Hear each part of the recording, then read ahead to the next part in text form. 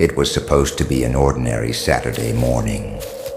Sunlight filtering through the kitchen window, the smell of pancakes, and laughter echoing down the hallway. But by evening the laughter was gone, only silence, and the woods behind the house remained.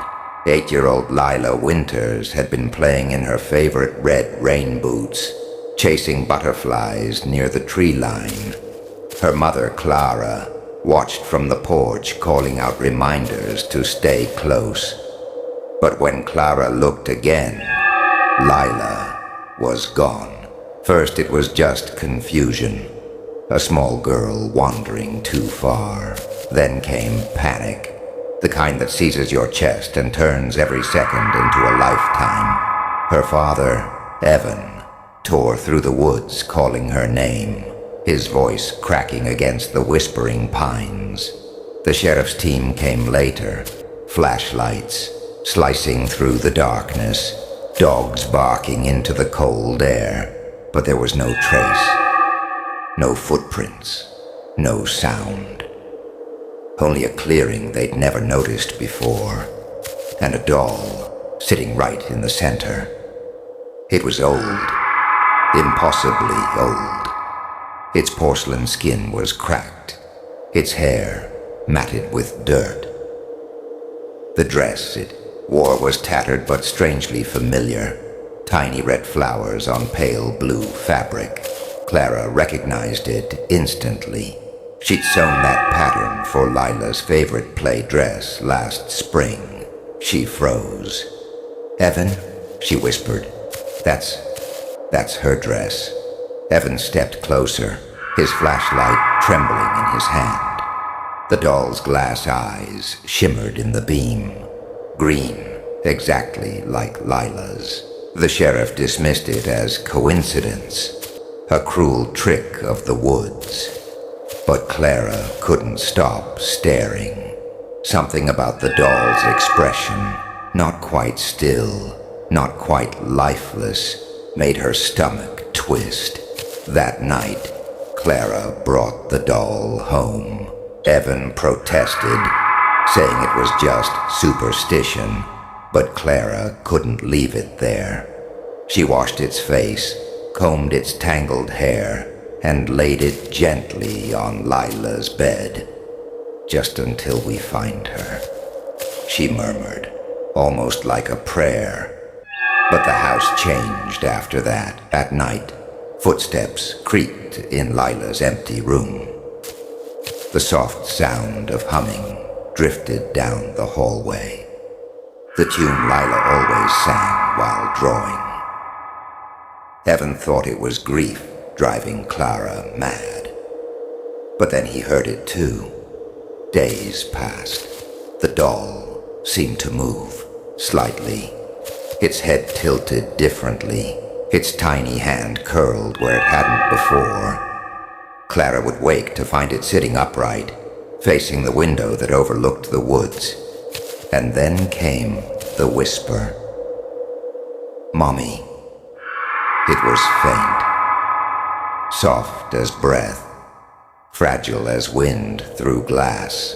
Clara froze at the doorway, staring at the doll's cracked lips. She ran to Evan, shaking. "She's calling me, Evan. She's in there." He wanted to argue, to say it was impossible, but when he entered the room, he heard it too. A tiny, muffled voice, like a child trapped in a dream. That night, lightning struck the woods. Clara and Evan ran outside, drawn by instinct more than reason. The storm illuminated the clearing where they'd found the doll, now glowing faintly, pulsing with a cold, silver light. They buried their fear and dug beneath the soil. What they found made the world stop spinning. A small wooden box. Inside, not bones, not remains, but a heart-shaped locket Lila had worn since her 3rd birthday. Still warm, still beating, The earth trembled. The doll, left behind on Lila's bed, began to cry. They raced home. The doll lay on the floor, its porcelain shell cracking open like an egg. Beneath it, skin, fragile, pink, trembling. Clara fell to her knees, whispering, "Lila," and then a blink. Real eyes, wet and wide. A hand, small, familiar, reaching for her. The transformation was slow, painful. The doll's shell splintered away piece by piece, revealing a living child underneath. Her daughter, gasping for air, sobbing in her arms. Lila was alive. The doctors called it impossible. The sheriff refused to believe it, but Clara didn't care. Lila's skin was warm again. Her laugh, shaky but real, filled the house. When she could finally speak, she whispered the truth. "There's a voice in the woods, Mommy. It told me it wanted to keep me forever. But when you called my name, I remembered who I was." She paused, her small fingers tracing the cracks still faintly visible on her arms. It let me go.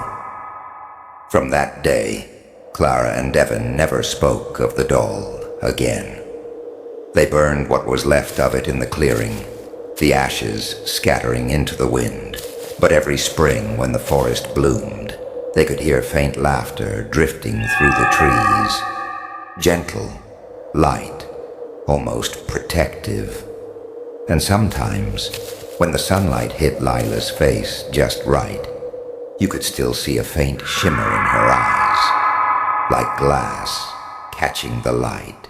Not haunting, not cursed, just a reminder that love can call you back from anywhere, even from the darkest woods.